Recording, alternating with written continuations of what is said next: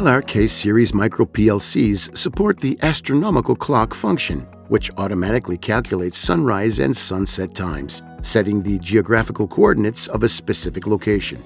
Open the LRXSW software and add a new R block. In the Configuration window drop-down menu, select Mode 5. Now you can set the latitude and longitude of the relevant location.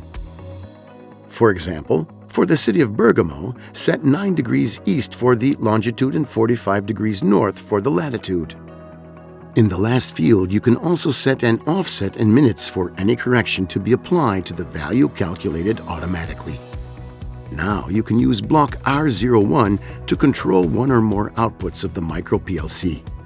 A typical application, for example, is to control the lights of a building or a public area, to turn them on automatically at sunset and turn them off at sunrise.